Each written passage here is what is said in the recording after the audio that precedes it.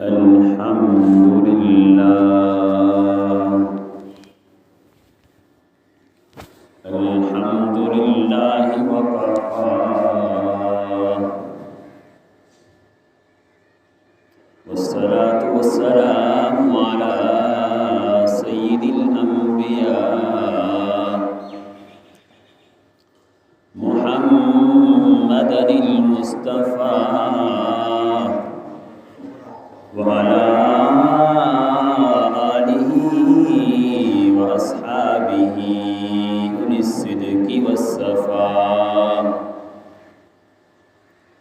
اللهم صل على حبيبك ونبيك وعبدك وسفيك وحبيبنا ونبينا وشفينا ومرشدنا وهادينا محمد صلاتك التي صليت عليه صلاة معروضة عليه مقبولة لديه محبوبة إليه وعلى آله وصحبه ومن أحبه واتبعه وبارك وسلم إلى يوم الدين مولاي صل وسلم دائما أبدا على حبيبك خير الخلق كلهم هو الحبيب الذي ترجى شفاعته لكل هول من الأهوال مقتهم رب اشرح لي صدري ويسر لي أمري واحلل عقدة من لساني يفقه قولي قال الله تعالى وتبارك في القرآن المجيد والفرقان الحميد بسم الله الرحمن الرحيم سبحان الذي أسرى بعبده ليلا من المسجد الحرام إلى المسجد الأقصى الذي باركنا حوله لنريه من آياتنا إنه هو السميع البصير صدق الله مولانا العظيم وصدق رسوله النبي الكريم الأمين اللهم نور قلوبنا بالقرآن وزين أخلاقنا بالقرآن وأدخلنا الجنة بالقرآن ونجينا من النار بالقرآن قال الله تبارك وتعالى في شان حبيبه مخبرا وآمرا إن الله وملائكته يصلون على النبي يا أيها الذين آمنوا صلوا عليه وسلموا تسليما صلاة وسلاما عليك سيدي يا رسول الله وعلى آلك وأصحابك سيدي يا جد الحسن والحسين तमाम हम्दो सना तारीफ़ व तौसीफ़ अल्लाह जल्ला मजदुल करीम की ज़ात बाबरकत के लिए जो खालिक कायनात भी है और मालिक शस जहात भी अल्लाह जल्ला वाला की हम्दो सना के बाद हुजूर नबी अकरम शफ़ी उम्मम रसूल मुहतशम नबी मुकर्रम अल्लाह के प्यारे उम्मत के सहारे रब के महबूब दनाए गयूब मालिक को कादिर मा फ़ख्र अरब अजम वाली कौनो मकान सयाह ला मकान سیدہ انسو جان نیر تاباں شہ نشین مہوشاں شاہ خوباں شہنشاہ حسینہ تتمہ دوراں سرخیل زہرا جمالاں جلوہ صبح و ازل نور ذات لم یزل باعث تقوین عالم فخر آدم و بنی آدم نیر بطحا رازدار ما اوہا شہد ما تغا صحب علم نشرہ معصوم آمینہ احمد مجتبی حضرت محمد مصطفیٰ صلی اللہ علیہ وسلم کے حضور ناز میں اپنی عقیدتوں ارادتوں اور محبتوں کا خراج تحسین پیش کرنے کے بعد عالی مرتبت محتشم سامعین دی وقار تمام دوستوں بزرگوں اسلامی بھائیوں اور اہل سنت السلام علیکم ورحمۃ اللہ وبرکاتہ۔ سامعین محترم، جمعۃ المبارک سید الایام اللہ کریم نے اس بابرکت مہینہ میں ماہ رجب المرجب میں پہلا جمعہ عطا کیا، اور یہ مہینہ اتنی عظمتوں کا حامل ہے کہ حضور علیہ السلام نے ارشاد فرمایا رجب شہر اللہ، رجب اللہ کا مہینہ ہے، شعبان شہری، شعبان میرا مہینہ ہے، ورمضان شہر امتی، رمضان المبارک میری امت کا مہینہ ہے۔ کیونکہ رجب اللہ کا مہینہ ہے، اس کی وجہ ہے اللہ کریم اس بابرکت مہینے میں ایمان والے کو مخاطب کرتا ہے کہ اس مہینہ میں جو لوگ اس رب کی یاد میں اس رب کو یاد کرتے ہیں، اس کا ذکر کرتے ہیں، تو رب کریم ان پر خاص کرم عطا کرتا ہے۔ اور اس بابرکت مہینہ میں روزہ رکھنے والوں کا بھی خاص انعام ہے، اور آپ خود اندازہ لگائیں اس بابرکت مہینے میں جو رب کائنات کا رب ہو کے کائنات کے محبوب کو معراج کرائے، جس مہینے میں 27 رجب المرجب کو رب کریم نے امام الانبیاء علیہ السلام کو معراج کرایا، اور جو مقام 27 رجب المرجب کا ہے، اگر ایمان والا حضور کا امتی 27 رجب کا روزہ رکھے تو 60 مہینوں کے روزوں کے برابر ثواب ملے گا۔ کیونکہ میں نے جو آیت معراج پڑھنے کا شرف حاصل کیا، معراج حضور علیہ السلام کا دوسرا بڑا معجزہ ہے۔ اللہ تعالیٰ نے اپنے محبوب کو ان بلندیوں تک بلایا جہاں تک کسی کا پہنچنا تو بڑے دور کی بات ہے، کسی کا خیال اور وہم بھی نہیں پہنچ سکتا۔ بے شک، سبحان اللہ۔ خرد سے کہہ دو کہ سر جھکا لے گماں سے، گزرے گزرنے والے پڑے ہیں یہاں خود جہد کو لالے، کسے بتائے کدھر گئے تھے۔ سراغ و عین و متاں کہاں تھا، نشان کیف و الا کہاں تھا، نہ کوئی راہی نہ کوئی ساتھی، نہ سنگ منزل نہ مرحلے تھے، کمان و امکان کے جھوٹے نقطوں تم اول آخر کے پھیر میں ہو، محیط کی چال سے تو پوچھو حضور کدھر سے آئے کدھر گئے تھے۔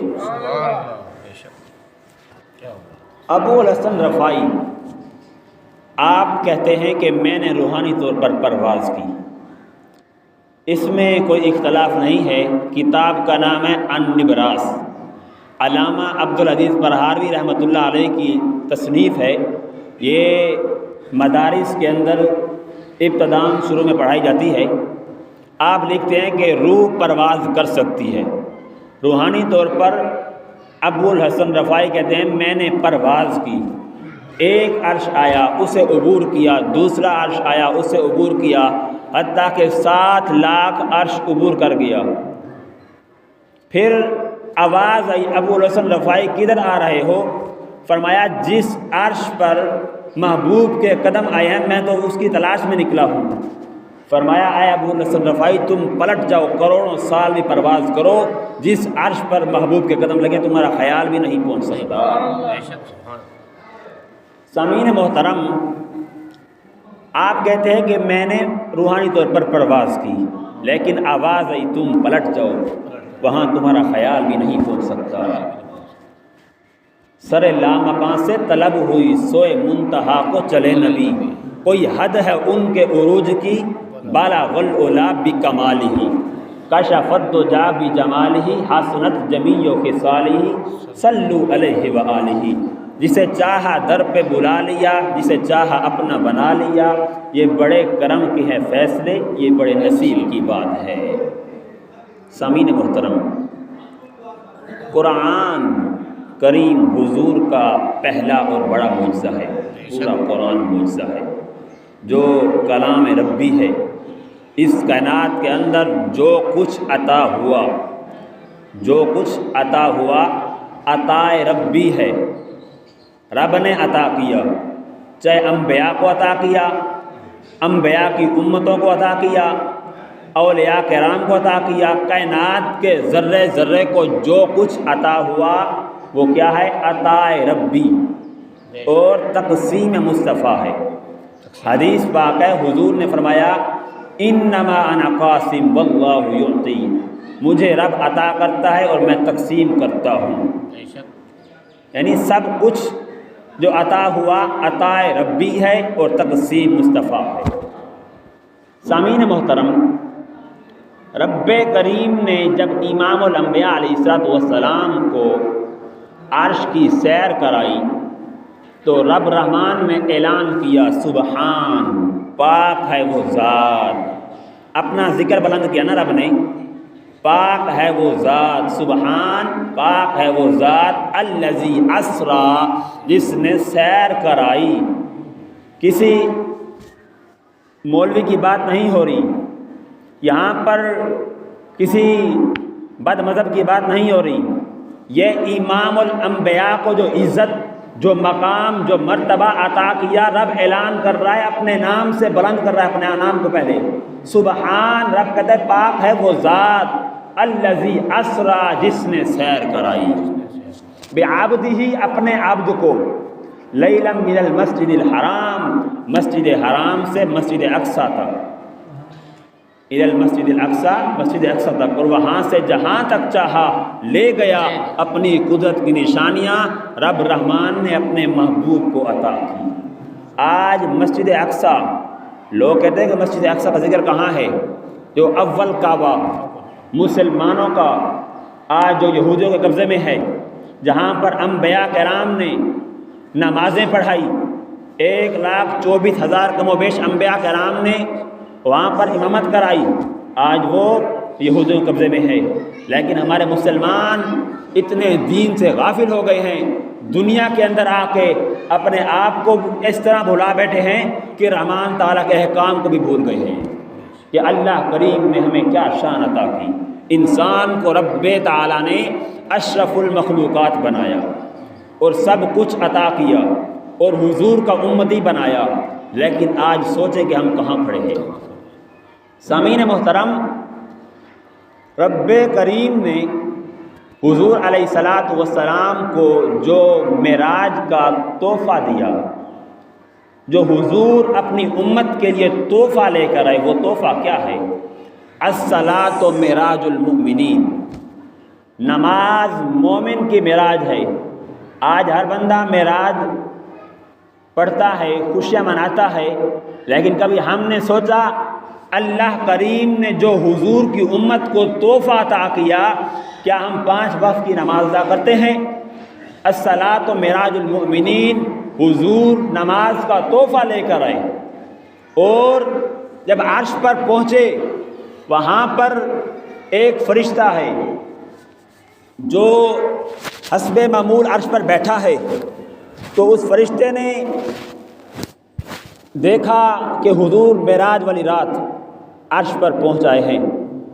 اب وہ سست ہو گیا، اس نے حضور کی تعظیم نہیں کی، احترام نہیں کیا، کھڑا نہیں ہوا، اور جبریل امین کو عرض کرتا ہے کہ اے جبرائیل، اب میں تو عذاب میں مبتلا ہو گیا ہوں، اب اتنی پریشانی آ گئی ہے، اللہ کریم نے مجھے اس حالت میں رکھ دیا کہ میرا تو پہلے یہ مقام تھا، اللہ کریم ہر سانس سے ایک فرشتہ پیدا کرتا تھا اور 70,000 فرشتے میری خدمت میں ہوتے تھے۔ کتاب کا نام ہے مکاشف القلوب، امام غزالی علیہ الرحمہ نے لکھا ہے۔ آپ کہتے ہیں کہ اس فرشتے کو اللہ نے عذاب میں مبتلا کر دیا۔ اب وہ کہتا ہے اے جبرائیل امین، کیا آپ میری سفارش کرو گے؟ میں حضور کی تعظیم کے لیے معراج کی رات کو کھڑا نہیں ہوا، میں نے احترام نہیں کیا، اے جبرائیل کیا میری سفارش کرو گے؟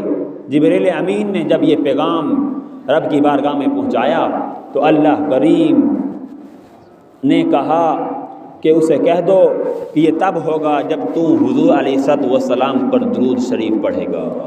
اب اس فرشتے نے حضور پر درود پڑھا تو اللہ کریم نے اسے معاف کر دیا۔ ویسے بھی جمعۃ المبارک سید الایام ہے، اس بابرکت مہینے میں اللہ کے نوری فرشتے زمین پر تشریف لے آتے ہیں، جو حضور پر درود پڑھتے ہیں تو ان کے پر خاص رحمتوں کا نزول ہوتا ہے۔ اور جمعۃ المبارک والے دن اللہ کریم حضور علیہ السلام نے فرمایا کہ 6 لاکھ گناہ گاروں کو دوزخ سے نکال کر جنت میں داخل کرتا ہے۔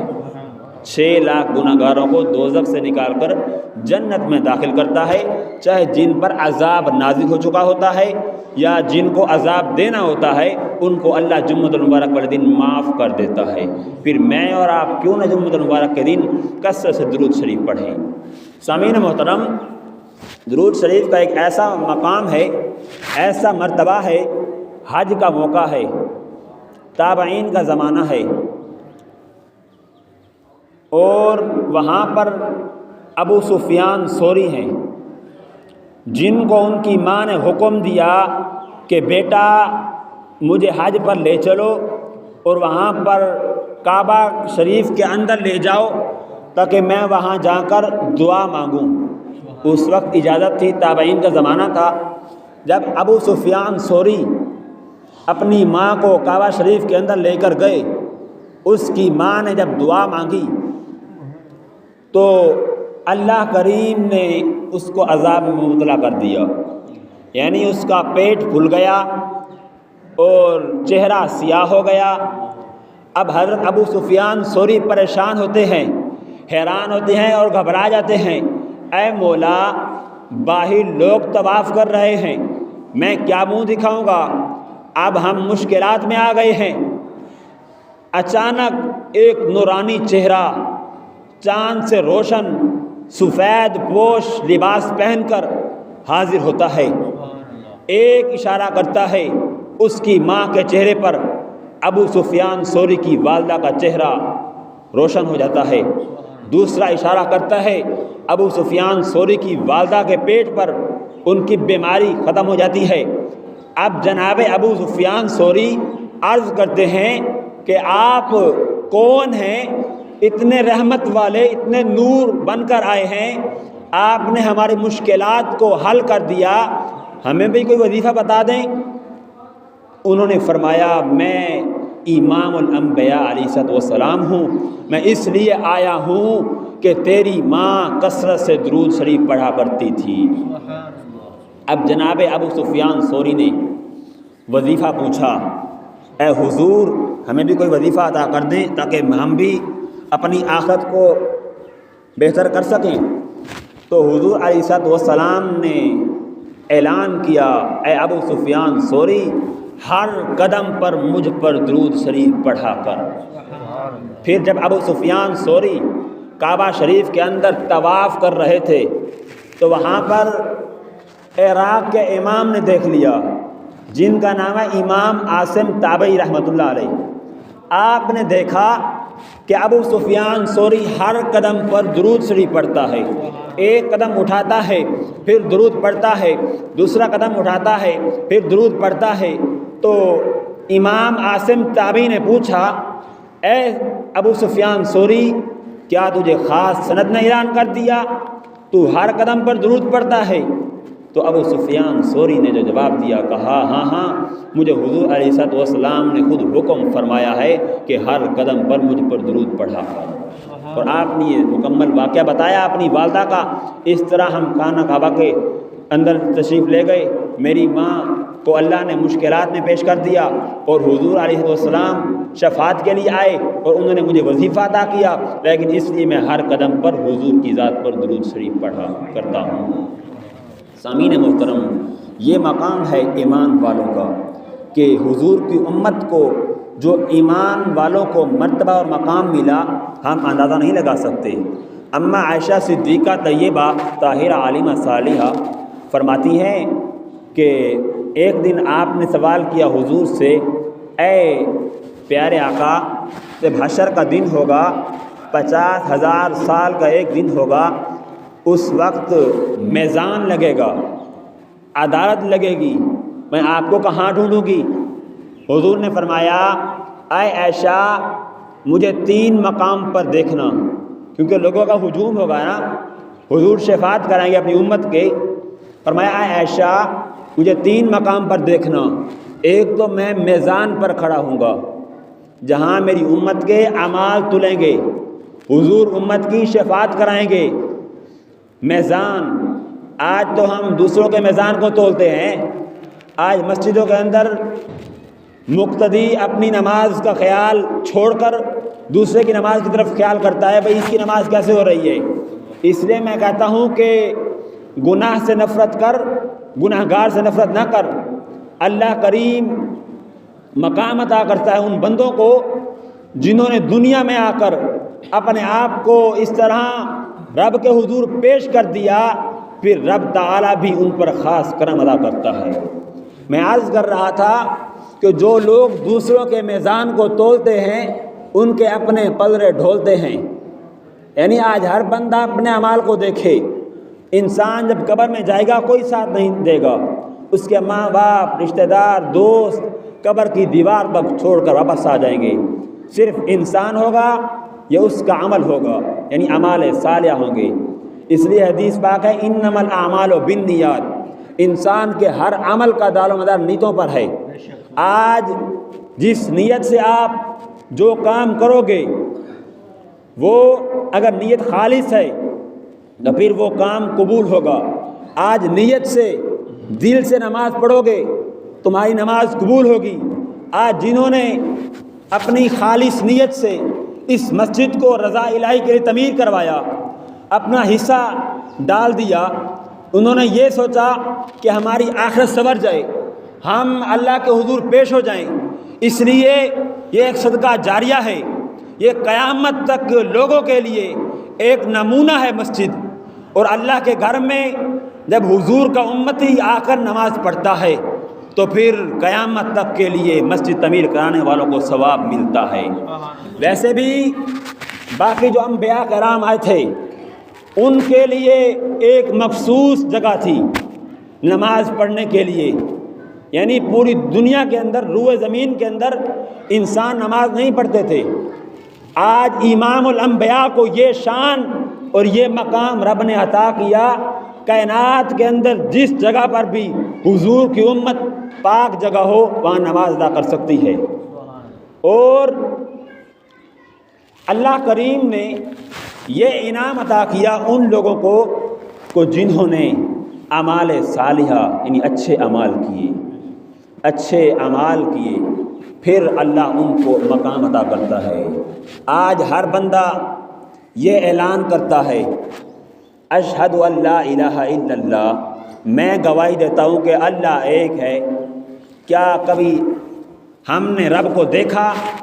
ہم گواہی دیتے ہیں، ہم نے اپنے ماں باپ سے، اپنے بڑوں سے سنا، انہوں نے ان کے بڑوں سے سنا، ایسے چلتے چلتے انہوں نے تابعین سے، تبع تابعین سے سنا۔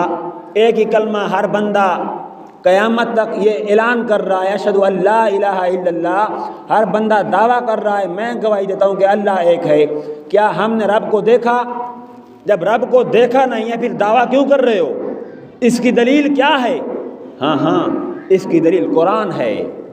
قرآن کے اندر رحمان تعالیٰ نے اعلان کر دیا، ہمارے بڑوں نے ان کے بڑوں سے سنا، کلمہ ایک ہے، اشہد ان لا الہ الا اللہ، میں گواہی دیتا ہوں کہ اللہ ایک ہے، واشہد ان محمد عبدہ ورسولہ، محمد صلی اللہ علیہ وسلم اس کے پاک بندے اور رسول ہیں۔